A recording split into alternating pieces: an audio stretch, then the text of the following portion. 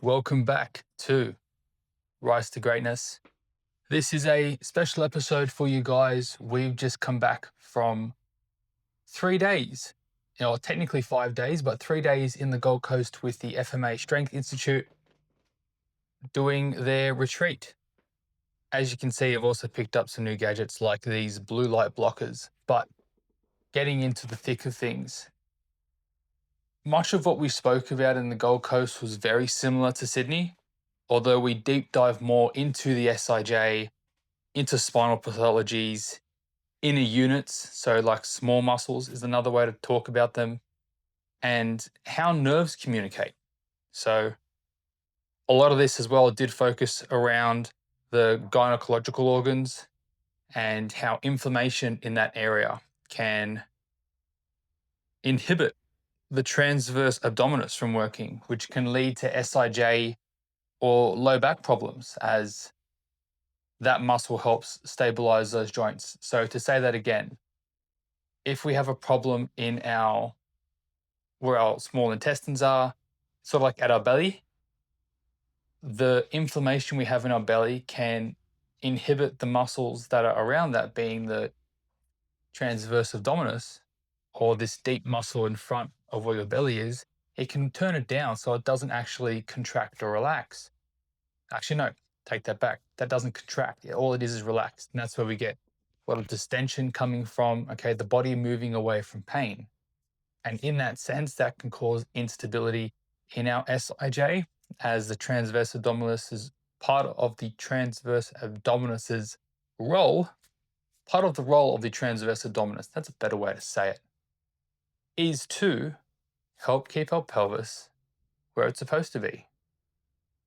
And so something that wasn't muscular in nature is causing a muscular issue. And that I thought was really cool. And that's one example of what we spoke about during this 3-day event. The variety in knowledge bases and skill levels this time around was quite incredible. We had people who were very new and veterans who had been learning and teaching this stuff for the past 15 years.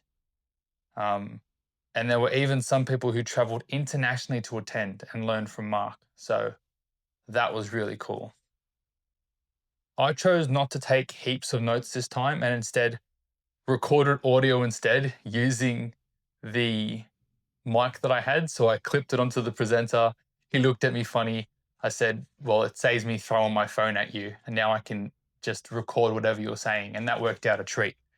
Because I feel if I were to intensely take notes again, I do believe I would have missed some golden nuggets from not giving my all in regards to attention to the presentation in front of me. And although I mentioned that we spoke about a lot, there were two things that resonated with me the most and were covered in a different context in Sydney. And that was the law of the lid and the idea of coaching rather than consulting.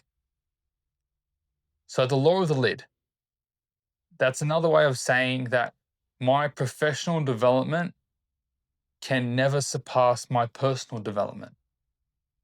No amount of continuous education or courses surrounding the fitness industry can help me change the way I talk to myself or how I experience myself. And the brand will always be limited by the person behind it. That ties into me wanting to dive deeper into coaching and being able to guide clients to find the answer themselves through deep and meaningful conversation, rather than being a consultant who gives directives for people to act upon. I feel that the people I serve now and certainly in future will benefit more from a coach rather than a consultant. If I can be the catalyst for them to at least think and guide them in the right direction, that will be more fulfilling to me and keep me in this space long term. And so knowing that I can't give what I don't have or share what I haven't experienced, doing inner healing and work on myself can no longer be a priority. It has to be a non-negotiable. And this doesn't mean that I'm always actively in therapy, but I do believe it requires me to do some degree of introspective work daily or multiple times per week at a minimum. All right. And this might be journaling, might be breath work, talk therapy, or some other mindfulness practice that I can do, which helps keep me in check with myself. And to get more into some of the more tactical takeaways that we spoke on, much of what we do in the gym comes back to knowing how to progress and regress movements. Being able to take an exercise and match it to the person in front of me. All right. Our bodies are built to move through 3 planes of motion. Right. And the goal is to get clients moving well through all 3 planes. All right. Following that, we as a coach or we as a trainer, doesn't matter, we're role models for our clients. Okay. And typically our clients are earlier versions of ourselves staring back at us, which I thought was a fantastic way to look at it.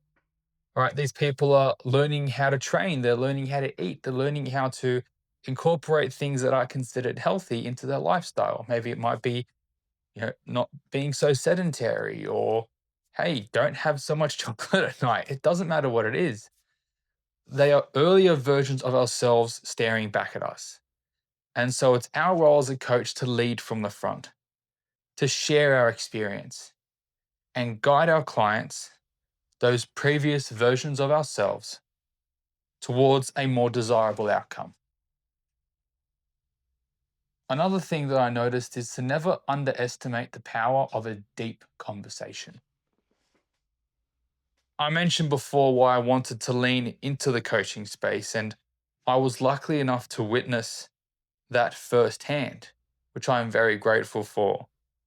All right, there was a woman who participated at the event, and Mark himself sat down and coached her to the side, of course, and people could listen in as they saw fit.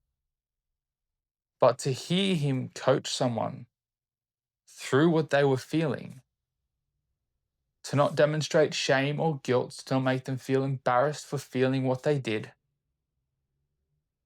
all it did was solidify my desire to get into the coaching space.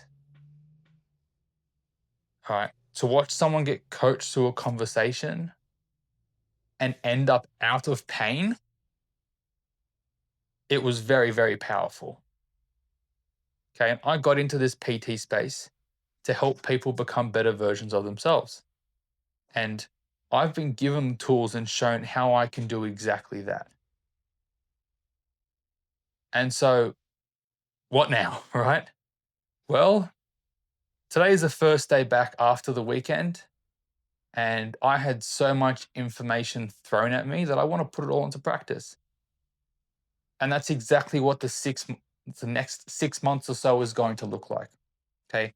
Applying what I learned, attending coaching calls, attending immersions, asking questions, turning this knowledge that I have into knowing, taking it from being declarative knowledge, I know of something, to procedural knowledge, I know how to do something. Okay. And that for me is very, very exciting. All right. Taking everything I scribbled on this iPad and playing with it on the gym floor. All right. I'll be sure to keep you guys updated on my findings and what I found most helpful, and what things maybe you can apply to your training as well. But this is the summation now of 8 weeks of organized chaos wrapped up. Thank you all for tuning in. It is time, as I said, to turn this knowledge into knowing, and I will catch you all next time.